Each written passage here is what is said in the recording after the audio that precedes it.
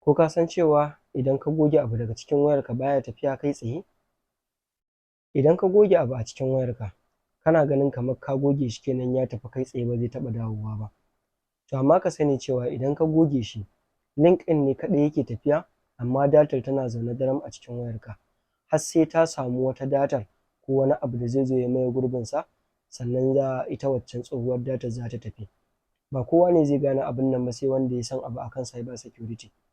Misalin da hankali zai iya ɗauka shi ne, idan ka ɗauki takarda ka yi rubutu a jiki da fensir, ka rubuta sunan wani, to a lokacin da ka ɗauko cleaner ka goge wannan rubutun da ka yi, za ka ga akwai ɗise-ɗisensa.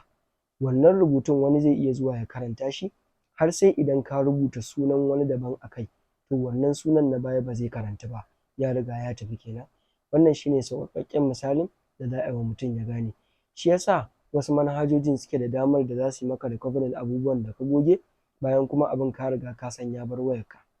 Idan ka san ba ka buƙatar abu a cikin wayarka, ko kuma kana tunanin abu zai iya zama maka matsala a cikin wayarka, to kar ma ka ɗauke shi ballantana har ka goge shi, domin goge shi kai tsaye ba shi yana nufin abin ya bar ka ba, kuma ba zai ƙara dawo maka ba har abada. Idan wannan bidiyo ya yi amfani a gare ka, ka danna min like sannan ka yi sharing ɗinsa zuwa ga waɗanda za su amfana. Idan wannan shi ne farkon zuwanka channel ɗinmu, ka yi subscribing channel ɗinmu ko kuma ka yi following page ɗinmu, domin duk sanda muka ajiye sabon shiri ya sauka a cikin wayarka. Mun gode.